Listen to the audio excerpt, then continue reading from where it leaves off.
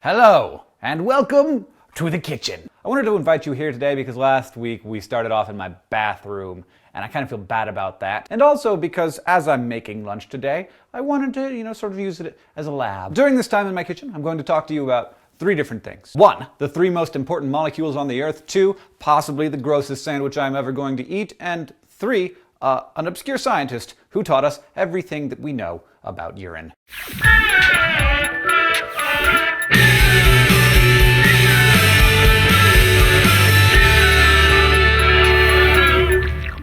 So far we've talked about carbon and we've talked about water, and now we're going to talk about the molecules that make up every living thing and every living thing in every living thing. I don't care if you're a bacterium, or if you're a blue whale, or if you're Lady Gaga, or if you're a mite living on the Queen of England's eyelashes. They're called biological molecules. These aren't just building blocks. These are the molecules necessary for every living thing on Earth to survive. They are essential sources of energy. They are the means of storing that energy. They are also the instructions that all organisms use to be born, to grow, and ultimately pass those same instructions on to their future generation. They are the ingredients for life. And we call them the carbohydrates, the lipids, the proteins, and the nucleic acids. And today we're just going to be talking about the first 3. It's no coincidence that we classify them in the same way that we classify food, because they're food. And for this classification, we have to thank a little-known English physician who, hundreds of years ago, dedicated his life to the study of human pee.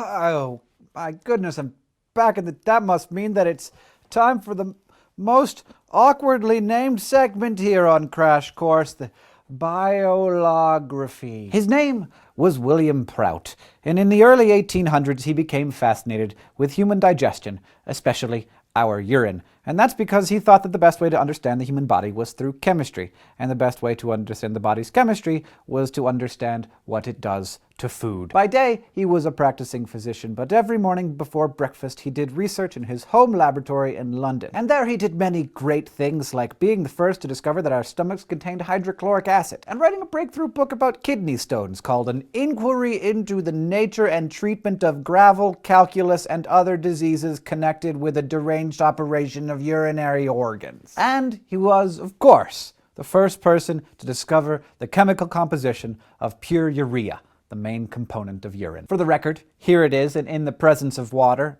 urea gives off ammonia, which is why your pee smells. Through his years of studying urine, Prout came to the conclusion that all foodstuffs fell into 3 categories: the saccharinous, carbohydrates, the oleaginous, the fats, and the albuminous, the proteins. He went so far as to say that in order to be healthy, you needed to eat all 3 of these things, not just, sheep kidneys and gin, which is probably what most of London was living on at the time. But like many great minds, Prout was overlooked in his own lifetime because while he was studying actual science, everybody else was walking around believing that the color of your urine was determined by your personality.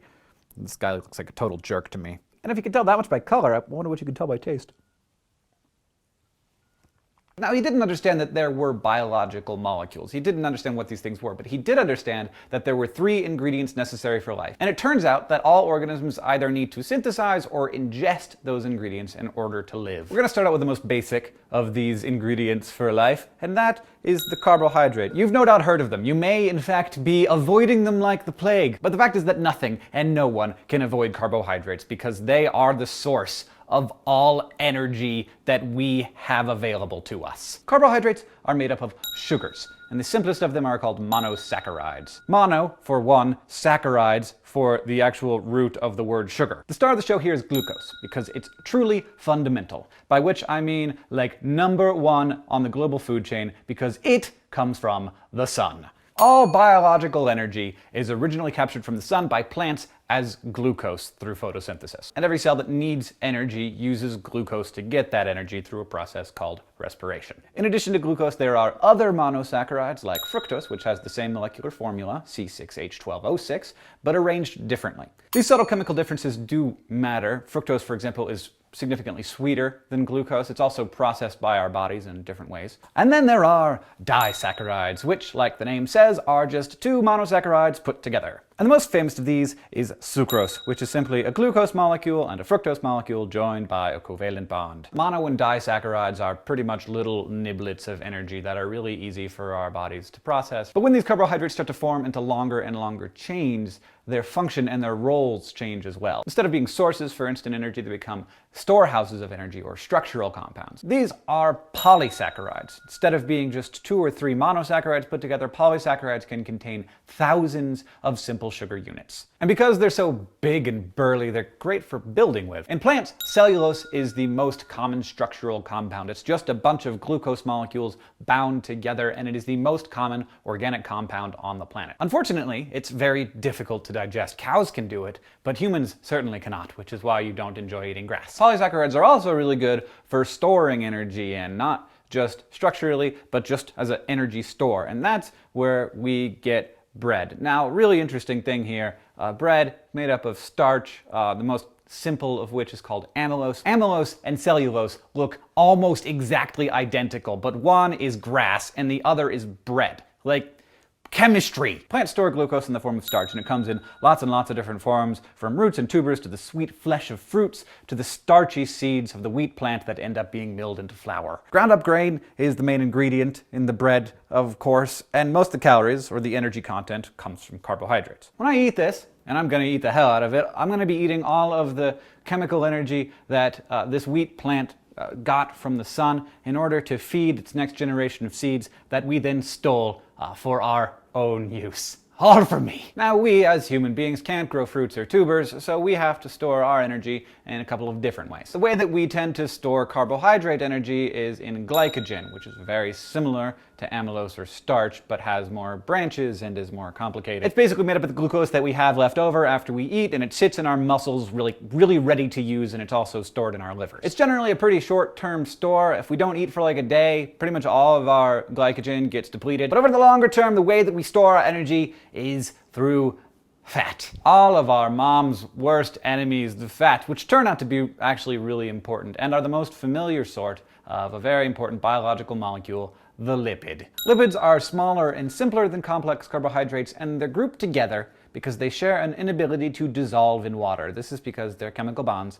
are mostly nonpolar. And since water, as we learned in the previous episode, despises nonpolar molecules, the two do not mix. It's like oil and water. In fact, it's exactly like oil and water. And if you've ever read a nutrition label or seen this thing called the television, you're probably pretty conversant in the way that we classify fats. But then, 99% of us have no idea what those classifications actually mean. Fats are made up mainly of 2 chemical ingredients, glycerol, which is a kind of alcohol, and fatty acids, which are long carbon-hydrogen chains that end in a carboxyl group. When you get 3 fatty acid molecules together and connect them to a glycerol, that's a triglyceride. These feature prominently in things like butter and peanut butter and oils and the white parts of meat. These triglycerides can either be saturated or unsaturated, and I know that when we put the word fat and saturated into the same sentence, it sounds like an evening at KFC, but here we're talking about being saturated with hydrogen. As you hopefully remember from our first lesson, carbon is very nimble in how it uses its 4 electrons. It can form single or double or even sometimes triple bonds. This means that if the carbon atoms in a fatty acid are connected to each other with single bonds, all of the carbon atoms end up connected to at least 2 hydrogen atoms, and one of them picks up a third. So the fatty acid is saturated with hydrogen. But when some of the carbon atoms are connected to each other with double bonds, all of those carbon's electrons are spoken for, and so they're not able to pick up those hydrogen atoms. This means that they're not saturated with hydrogen, and they are unsaturated fatty acids. To demonstrate, may I direct your attention to this jar of peanut butter. Here you can kind of see both kinds of fat. The liquid stuff you see at the top here, that is the unsaturated fat, which we generally think of as oils. The pasty stuff down here also contains lots of unsaturated fat, but also contains saturated fat, which doesn't have any double bonds, so can pack more tightly and form solids at room temperature. And there are also other fat classifications that you've heard of. Trans fats, which everyone tells you never to eat. They're right, don't eat them. They don't exist in nature and are basically unsaturated fatty acids that instead of kinking, go straight across, and so they're extra super bad for you. Don't eat them. Omega-3 fats are fatty acids that are unsaturated at the 3 position, which is like right there. Then that's the only difference. But the reason why these are important is because we can't synthesize them ourselves. They're essential fatty acids, meaning that we need to eat them in order to get them. All this is starting to make me pretty hungry. But before we get to more food stuff, there are some unappetizing sort of lipids that we also need to talk about. So remember that triglycerides are 3 fatty acids connected to a glycerol. Swap one of those fatty acids out for a phosphate group and you have a phospholipid. And these make up cell membrane walls. Since that phosphate group gives that end a polarity, it's attracted to water. And the other end is nonpolar and it avoids water. So if you were to scatter a bunch of phospholipids into some water, they would automatically arrange themselves like this, with the hydrophobic ends facing each other and the hydrophilic ends sticking out to face the water. Every cell in your body uses this natural structure to form its cell wall in order to keep the bad stuff out and the good stuff in. Another class of lipids is the steroids. Steroids have a backbone of 4 interconnected carbon rings, which can be used to form hundreds of variations. The most fundamental of them is cholesterol, which binds with phospholipids to help form cell walls. But these can also be activated to turn into different lipid hormones. And so now we approach the most complicated, powerful, polymorphously awesome chemicals in our body, the protein. And by complicated, I mean that they are probably the most complicated chemical compounds on the planet. In fact, they're so amazing that we're going to do a separate episode on them and how they are created by DNA. But right now, in you, there are tens of thousands of proteins doing everything they can to keep you alive. There are enzymes regulating chemical processes, helping you digest food. There are antibodies connecting themselves to invaders like bacteria and viruses so that your immune system can get them. There are protein endorphins that mess around with your brain and make you feel emotions. They're everywhere. They do everything. And proteins do all of this stuff using just 20 different ingredients, and these are the amino acids. Just like fatty acids, amino acids have a carboxyl group at one end, and on the other end, they have an amino group, amino acid. Now hey, I don't know if you noticed this, but this is the first time that nitrogen has shown up in our food. This is super important because despite the fact that nitrogen is everywhere, it's 80% of the air, we can't just pull it out of the air and put it into our bodies. We have to get nitrogen from food, and so we have to eat foods that are high in protein, like this egg, which by its very virtue, because it is all the white part is protein, it contains a goodly amount of nitrogen. Now in the middle of the amino and the acid group is a carbon, and it shares one of its electrons with good old hydrogen, and the other electron is free to be shared with R, which is just to kind of fill in the blank. We call it the R group.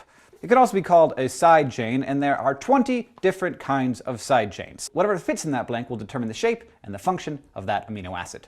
So if you put this in there, you get valine, which is an amino acid that does a lot of stuff like protecting and building muscle tissue. And if you put this in there, you get tryptophan, which may be best known for its role in helping you regulate mood and energy levels. Amino acids form long chains called polypeptides. Proteins are formed when these polypeptides not only connect, but elaborate in, frankly, really elegant structures. They fold, they coil, they twist. If they were sculptures, I would go to the museum every day just to look at them, and I'd walk straight past the nudes without even looking. But protein synthesis is only possible if you have all of the amino acids necessary, and there are 9 of them that we can't make ourselves. Histidine, isoleucine, leucine, lysine, methionine, phenylalanine, threonine, tryptophan, and valine. By eating foods that are high in protein, we can digest them down into their base particles and then use these essential amino acids in building up our own proteins. Some foods, especially ones that contain animal protein, have all of the essential amino acids, including